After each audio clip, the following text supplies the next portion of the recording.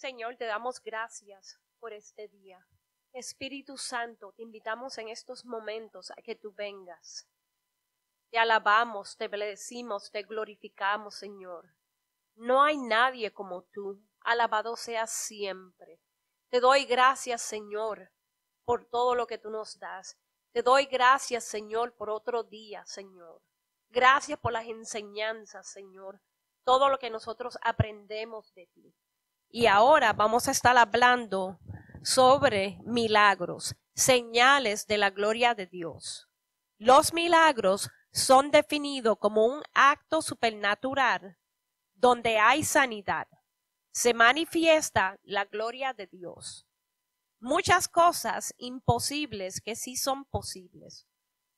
Un milagro también es una situación, un fenómeno o una acción que no puede explicarse en los principios naturales y que por lo tanto es imputado a una identidad divina. Para Dios, nada es imposible. Él se glorifica por medio de los milagros. Y esto lo podemos ver en Salmo 106:2. ¿Quién podrá enumerar los gloriosos milagros del Señor? ¿Quién podrá alabarlo lo suficiente? En el Nuevo y Viejo Testamento, Dios hizo milagros, que son testimonios donde debemos darle gracias al Señor y alabarlo y adorarlo con un corazón humilde. A través de su amor, vemos muchos milagros en lo supernatural. Siempre debemos tener fe, orar, ayunar y esperar en el tiempo de Dios para el milagro. La palabra del milagro viene de la palabra española miraculum. Los milagros y señales de la gloria del Señor se manifiestan supernaturalmente. Vemos señales, maravillas y milagros. Y esto lo podemos ver en Lucas 7, 11 al 17. Poco después, Jesús fue con sus discípulos a la aldea de Naín, y una multitud numerosa siguió. Cuando Jesús llegó a la entrada de la aldea, salía una procesión fúnebre. El joven que había muerto era único hijo de la viuda, y una gran multitud de la aldea la acompañaba. Cuando el Señor la vio, su corazón rebosó de compasión. Y esto es aquí como Dios dice, no llores, le dijo. Luego se acercó al ataúd y lo tocó. Y los que cargaban el ataúd se detuvieron. Joven, dijo Jesús, te digo, levántate. Entonces el joven muerto se incorporó y comenzó a hablar. Y Jesús lo regresó a su madre. Un gran temor se apoderó de la multitud y alababan a Dios diciendo, un profeta poderoso se ha levantado entre nosotros y Dios ha visitado hoy a su pueblo. Y las noticias acerca de Jesús corrieron por toda Judea y sus alrededores. En otras palabras, en este versículo podemos ver el milagro donde Jesús hubo resurrección, resucitó a un muerto. Un milagro que parece imposible, Jesús lo hizo posible. Con Jesús todo es posible. Y este es Dios hablando. Vengan mis hijos, muchos milagros se manifestarán en esta nación y se verá toda mi gloria en todas las áreas y todos sabrán que yo soy Dios y no hay nadie más que Él. Tengan mucha fe, confíen en mí. Muchas promesas se manifestarán en esta dispensación y nuevos creyentes serán salvados. Habrá muchas sanidades. Estoy quienes son mis trabajadores. Vengan a mi mesa para recibir nuevas instrucciones de los planes que tengo para ustedes. En otras palabras, y esto es otra vez sobre la viuda, sobre el versículo. En este versículo, la viuda había perdido a su esposo y su único hijo era el sustento, pero su hijo estaba muerto. Lucas enfatiza que ella era la clase de persona que Jesús había venido a ayudar. Y eso fue lo que hizo. Jesús tiene una gran compasión por el dolor de las personas y puede brindar esperanza en el medio de cualquier tragedia. Dios tiene compasión de nosotros y envió a Jesús a darnos vida con él. Y esto podemos ver en Jueces 6:39. Luego Gideón le dijo a Dios, por favor no te enojes conmigo, pero deja que te haga otra petición. Permíteme usar la lana para una prueba más. Esta vez que la lana se quede seca, mientras que el suelo alrededor de este mojado como el rocío. Después de presenciar el milagro de la lana mojada, Gideón quería ver el milagro de Dios hecho con la lana de la oveja. Gideón quería ver la sabiduría de Dios. Siempre debemos confiar en los milagros de Dios y más que nada tener fe y confiar en Dios. Gideón logró la victoria en contra de los madianitas. Estamos hablando, Israel tenía 300 hombres y obtuvo la victoria. ¿Qué podemos decir aquí? Gideón confió en Dios. Y al confiar en Dios tenemos fe y se manifiesta la palabra del Señor.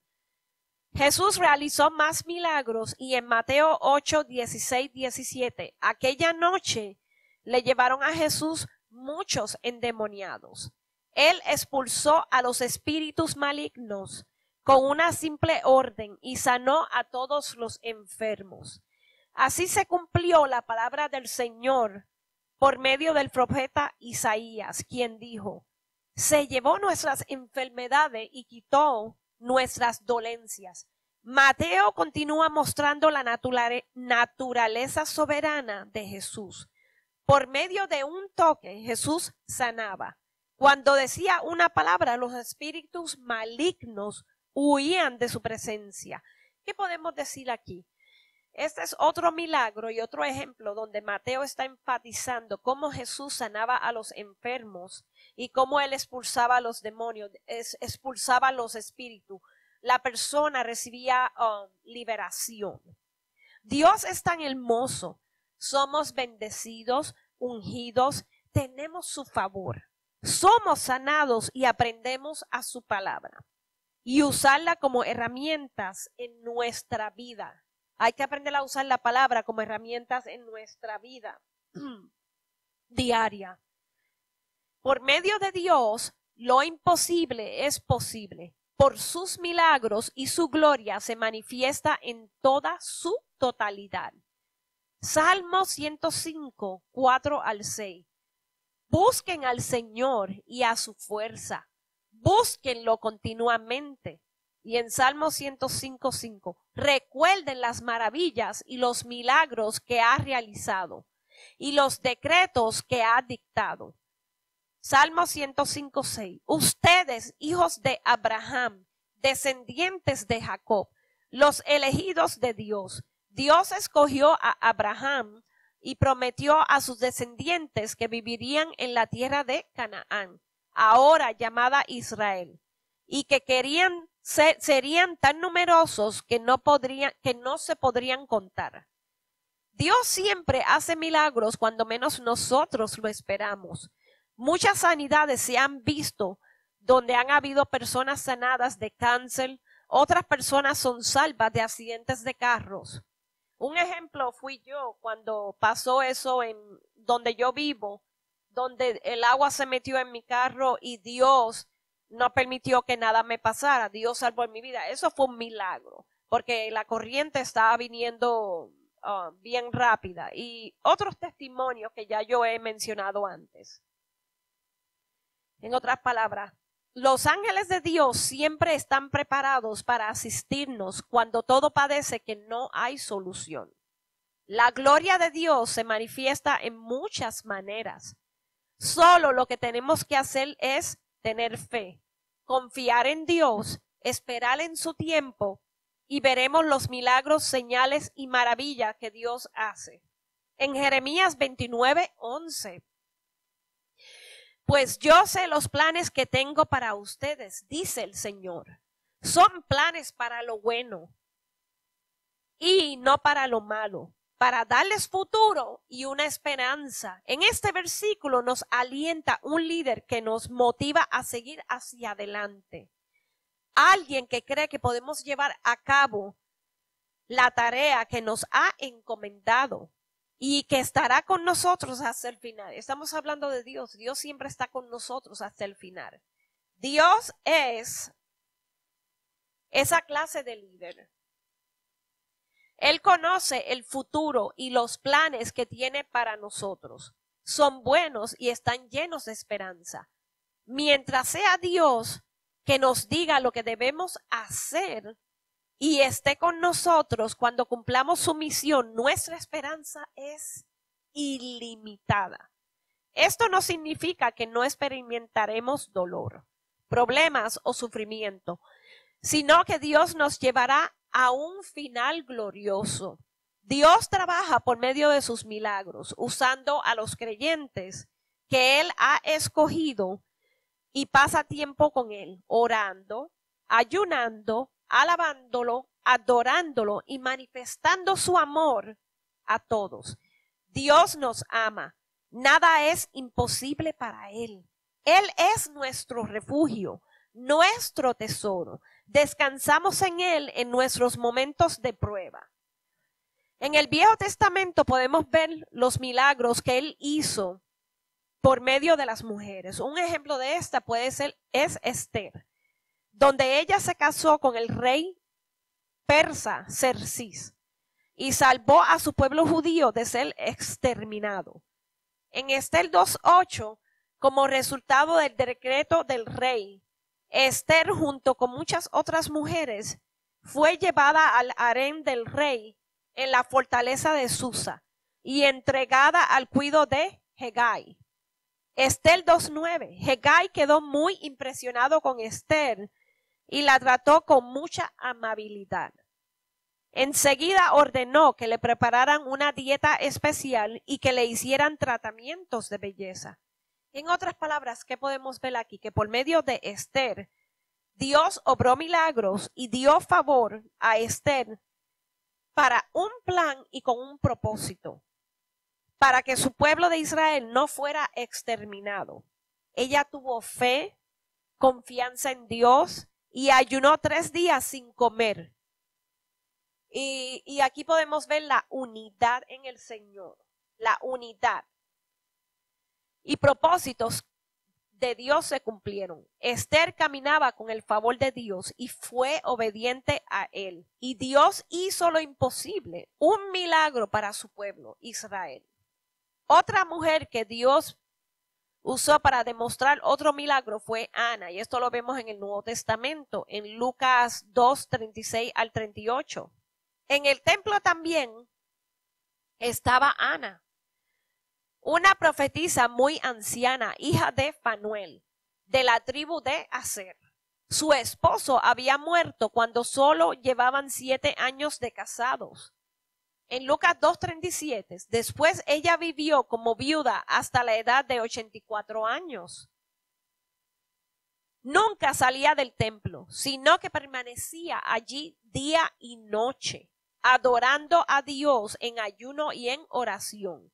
En Lucas 2:38 llegó justo en el momento en que Simeón hablaba con María y José y ella comenzó a alabar a Dios. Habló de su hijo, de Jesús, en el momento en que Dios rescataría a Jerusalén. En otras palabras, ella profetizó cuando la venida del Señor. El ministerio de un profeta no solamente implicaba predecir el futuro. Su papel principal era ser vocero de Dios y proclamar su verdad. Ana sabía del nacimiento de Jesucristo y los milagros que él haría. Dios ya tenía un plan. Haré milagros en esta nación llamada América. Ven conmigo al tercer cielo. Busca de mi alimento. Te daré revelación de los tesoros más preciados que tengo. Todo lo que tienes que hacer es buscarme, esperar en mí. Este es el tiempo que quiero llenar a mis creyentes con los milagros, señales y maravillas que tantas falta hace. Vengan a mí con un corazón humilde. Descansa en mis manos. Alaba y adora en tus tiempos de prueba. Estoy contigo. Nunca te dejaré solo. Los amo.